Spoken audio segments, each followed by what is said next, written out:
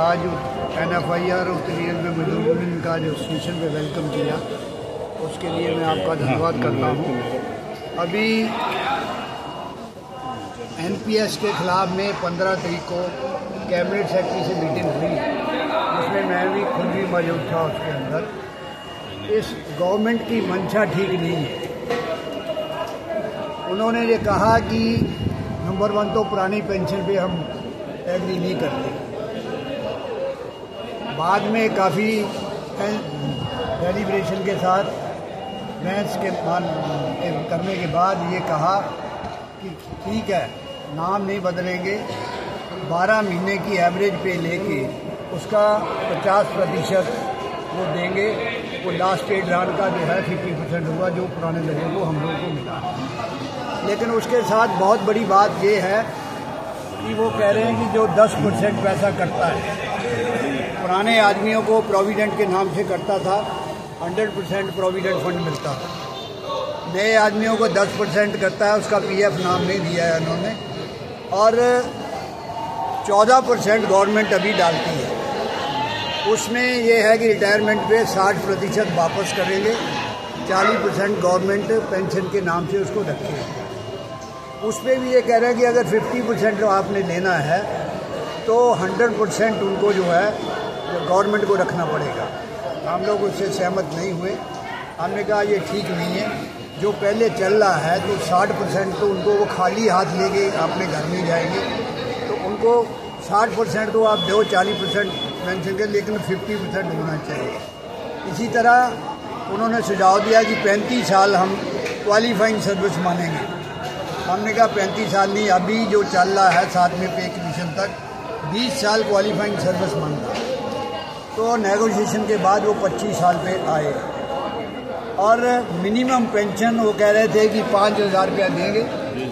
हमने उसको एग्री नहीं किया कि 5,000 रुपया कौन आदमी जो है आज 5,000 रुपये, मियाँ बीवी जो है वो गुजारा कर सकते हैं। आप ज़्यादा, वो भी ओल्ड एज में। लास्ट में काफ़ी कुछ बहस के बाद मिनिमम पेंशन 10,000 रुपया मिलेगी। और इसके साथ साथ कि फैमिली पेंशन, एम्प्लॉई की जब डेथ हो जाती है तो अभी जो पे होती है उसका 30% फैमिली पेंशन मिलता है। वो कह रहे हैं नहीं, हम 5,000 देंगे मिनिमम पेंशन। हमने कहा अभी 7वें पे किसान मिनिमम 9,000 दे रहा है, मिनिमम पे 18,000 है, उसका 50% दे रहा है।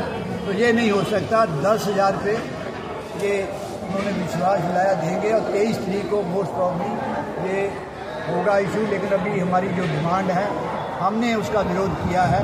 गवर्नमेंट क्या अनाउंस करती है उसके बाद है। मोस्ट प्रॉब्ली ये 3-4 बातें तो वो एग्री करने को तैयार है, 50% देने को भी तैयार है, लेकिन साथ में कंडीशन लगा कि जो अगर ऑप्शन देंगे कि जो 60% रहा करेगा उसको 50% नहीं मिलेगा, उससे कम मिलेगा। लेकिन इस पर हमने सहमति नहीं दी उनको। अब गवर्नमेंट ने क्या डिसीजन लेना है उसके ऊपर डिपेंड करता है। जो इंटरनल मीटिंग जो मेरी मौजूदगी में हुई, मैंने तो उनको ये कहा कि आप जितने आपके मेंबर पार्लियामेंट है, कैबिनेट सेक्रेटरी था, फाइनेंस सेक्रेटरी, उसको आप 40 दिन पे पेंशन देते हो। बाकी जो जनवरी 2004 से है उनके लिए 35 साल आप क्यों छोड़ना चाहते हो?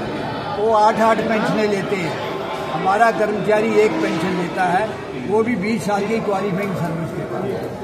वो कह रहा है उनका, मैं कहा आप देते हो भाई, तुम कैबिनेट से फाइनेंस सेक्रेटरी हो, कहो बात।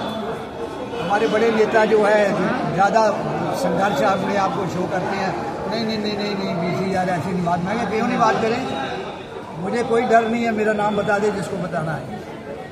कि मेंबर पार्लियामेंट के साथ जो देश का हम भी नौकरी करते, हम भी सर्विस करते हैं देश की, वो 5 साल सर्विस करते हैं, हम 60 साल की एज तक सर्विस करके वो हमें लास्ट में जो है मान इज्जत से जीने के लिए एक तरीका बनाया था गवर्नमेंट ने। 1920 से ये बना, 1950 में ये चालू हुआ। इसलिए ये गवर्नमेंट गलत कर रही है। फॉरेन कंट्री में ऐसा है, लेकिन फॉरेन कंट्री के अंदर हर चीज़ को बच्चों की जो है एजुकेशन फ्री है, वहाँ मेडिकल फैसिलिटी फ्री है। जो अगर टैक्स लेते हैं इस तरह के वो पेंशन देते हैं, सारे लाइबिलिटी गवर्नमेंट उसको टॉलरेट करती है। इन तमाम बातों को हुआ और आप पे कमीशन की बात भी हुई है कि पे कमीशन जो है बिठाया जाए। 10 साल हो गए हैं और उसको जांच फिर जैसे मेंबर पार्लियामेंट की राज्यसभा की पेंशन होती है, 5-5 आदमी बिठाए हुए हैं, फेडरेशनों को लेके बैठ के आप डिसाइड कर लो, क्योंकि आज जो महंगाई है वो इतनी बढ़ चुकी है, मिनिमम 32,000 रुपया पे होनी चाहिए। इन तमाम बातों को लेकर मीटिंग हुई है। अभी 23 तारीख को क्या ये व्हाट्सएप पे तो बहुत कुछ शो कर रहे हैं, क्या देते हैं, हमें संघर्ष करना ही पड़ेगा। बिना संघर्ष के सबसे ज़्यादा हम लोगों की कमजोरी ये है कि जहाँ से मोदी लड़ा था उसको अगर आप छोड़ देते, थोड़ा सा फर्क पड़ा है, कोलिशन गवर्नमेंट बनेगी। आप पिछली इतिहास देख लीजिए, कांग्रेस के साथ भी लड़के ही पे कमीशन देना पड़ा था। उन्होंने भी मिनिमम जो है 20% दी थी, उसको 40% लड़के ही करना पड़ा था। जब कोलिशन गवर्नमेंट आई है तभी कर्मचारियों को मिला है। किसी पार्टी को बहुमत से वोट नहीं देना चाहिए, कर्मचारी ही इनको वोट की चोट दे सकते हैं।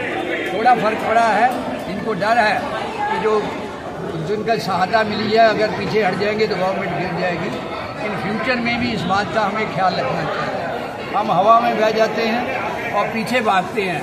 जो कर्मचारियों की बात को सुने, जो ये नई पेंशन स्कीम को ख़त्म करे। कभी भी इतिहास के अंदर ये महंगाई भत्ता जो है कभी फ्रीज नहीं हुआ था।